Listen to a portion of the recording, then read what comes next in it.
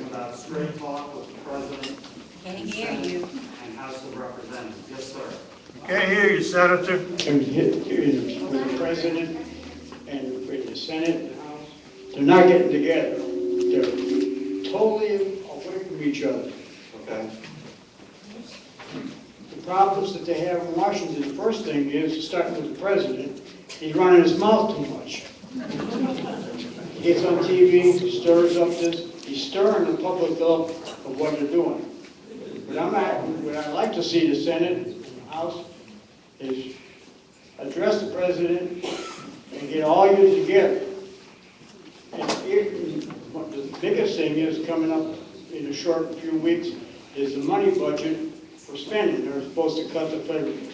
And you're going to say, where can we do this? I can see if you take the room size of the, where they have the, oh man, where they have the, every year where the President makes a speech. Kick the medium out of it, kick the news medium out of the room. Eliminate them completely. Because when you get in there, there's too many people. I see it here locally. The news medium puts it on the news, and the people that have something to say, they listen to the news, and when they go up to the governors or the House of Representatives, whatever it is, they all listen to the medium. They need to kick everybody out of there. And another thing I can see, that I know personally, is that it's a nice thing to have the computers and all that stuff. Get them out of the way. It's been on television that businesses that had computers, that they were not performing 100%. Okay. Well, look, I certainly want to get to a solution. I certainly want to get to a solution, particularly on the fiscal mess. And I'm willing to listen to all reasonable ideas.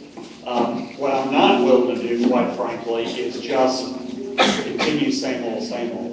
That's correct. That's correct. So to me, it's a non-starter. To me, it's a non-starter, for instance, when the President puts forward a proposal with a big tax increase, that's also increasing spending. It's not using all of that tax increase to decrease the deficit, it's actually increasing spending. To me, that's the non-starter. But I'm willing to listen to any reasonable compromise and proposal that's really going to get our hands around this spending challenge, because if we don't fix it, it'll eat us alive. We cannot stay on the path we're on. The other thing is, what I'm saying is, why can't representatives have to speak and vote to the President? Tell them, hey, look, let's get our act together, get the people together, because I know that there are people on the computer. If you don't like what these guys said, you cut them off. Get the people out of there and away from the computer, get them all in one room talking together.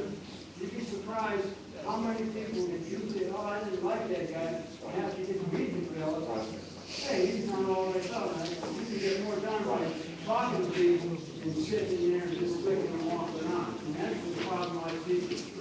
Locally, that's business-wise, financial-wise, they're not getting down, sitting down, and talking. Okay. James Stewart, when are you all going to stand up to the Democrats and stop compromising? Well, I think we need to have a little debate here. I think we have a debate with the last speaker. Go ahead.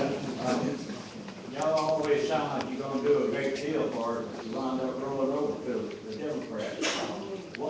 How come y'all don't punish these renegade Republicans that vote for the Democrats? That's right. Things away from them. Well, you're not talking to one of them. I assume you know that, so you're preaching to the choir. And we have those arguments in our Republican meetings all the time, and I make the same arguments. So I hear you loud and clear, and you're preaching to the choir. Is that about this topic? Yes, sir. Real quick. I've been supporting the Republicans since I was in high school. Okay? I'm sick and tired of receiving telephone calls from Republicans who want more money from me. I've said the same thing to all of them. You know, in the 1830s, the Senate was a lot more righteous and awful than it is now. When is somebody in the Republican Party going to stand up to the president when he makes a statement which we know is a lie and say he's a liar?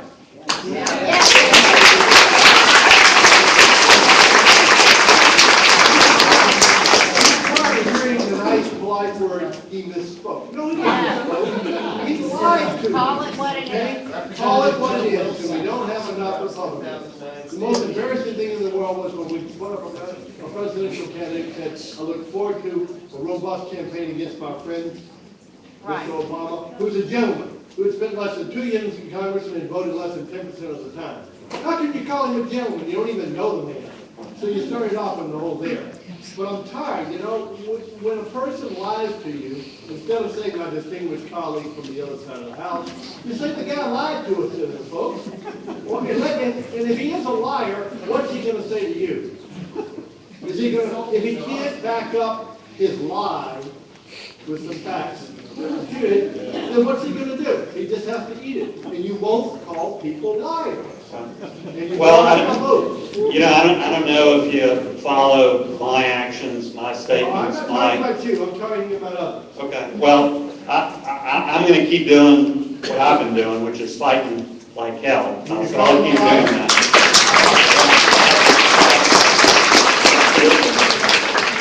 Murray Mitchell, where's Murray? Is it too late to stop Obamacare and how? Yes, sir.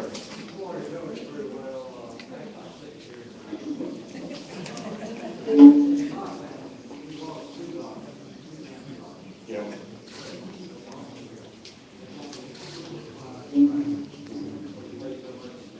Per year, and they get away from insurance plans completely. And I think it's probably too late to stop this train wreck that this guy did. Just want to get comment. I don't think it's too late, but I do think we need the right sort of federal elections to get us there. In the meantime, I'm going to fight like the Dickens. I'm going to vote to repeal, to delay, to defund. I'm not going to fund a funding bill that includes Obamacare, so I'm going to fight like the Dickens. The ultimate step to get us there, though, is not how we vote in Congress, it's how we vote in America. Starting next year in